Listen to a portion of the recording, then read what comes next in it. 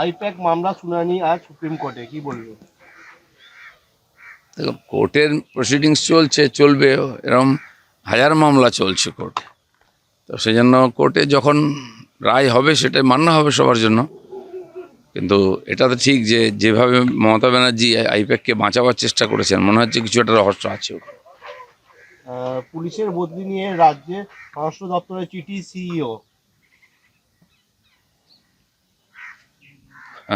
সরকারি যে ব্যবস্থা প্রশাসন, তাতে কিছু বলার নেই, চলছে। সরকার তার মনের মতো করে করছে, ইচ্ছা করে। প্রতি 6 মাসে একবার আইএস আইপিএসদের পুরোপুরি পাল্টে দেওয়া হয়।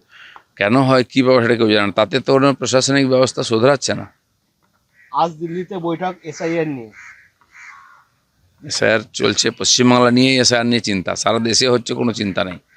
তো সেই জন্য এখানকারকে জটিল করে করে আরও বেশি লেন্দি করার চেষ্টা চলছে।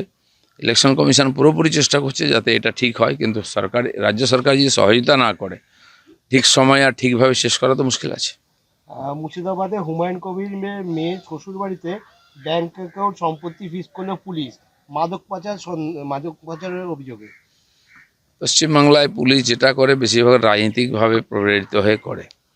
তো যদি অন্যায় করে থাকে তো নিশ্চয়ই তার ব্যবস্থা নেওয়া উচিত। কিন্তু হুমায়ুন কবির প্রশ্ন তুলেছেন, আওয়াজ তুলেছেন সরকারের বিরুদ্ধে বলে তার পরিজনের বিরুদ্ধে পুলিশ ঝাঁপিয়ে পড়বে, এটা গণতন্ত্রের মধ্যে হতে পারে না।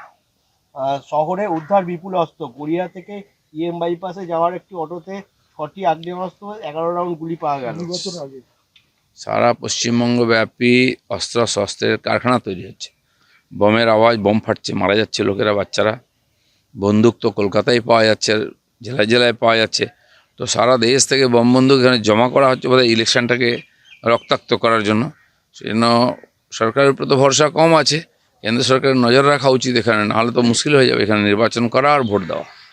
নির্বাচন কমিশন ডিজিকে কালকে শোকজ করলো, যেভাবে কোনো কিছু ব্যবস্থা গ্রহণ না করার জন্য, কি বলবেন? আগেই করা উচিত ছিল।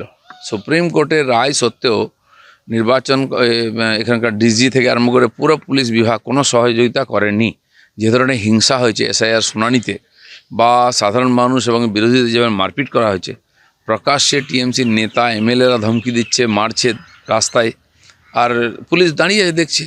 তারপরেও কোর্টে বলার পরেও কোর্টের সিদ্ধান্ত মানছেন না ওরা। অথচ মমতা ব্যানার্জি এসআইআর থেকে বাঁচার জন্য বারে বারে কোর্টে যাচ্ছেন, নিজে কালো কোর্ট পড়ছেন। তো এই যে পুরো সিস্টেমটাকে ডিস্টার্ব করে দেওয়া হচ্ছে, এটা পুলিশের জন্যই সম্ভব, পুলিশকে কাজে লাগিয়ে হচ্ছে।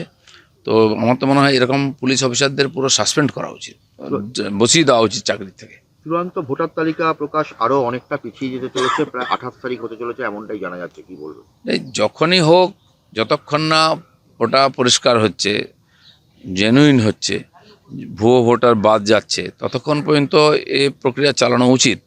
সেই জন্য বেশি লোকবল লাগানোর জন্য আর নির্বাচন কমিশন বলেছে, কিন্তু রাজ্য সরকার সহায়তা করছে না। কতজন অফিসার লাগবে হ্যাঁ বলে দিচ্ছে, কিন্তু কারা কোথায় যাবে সে অফিসারদের কোনো নাম নেই।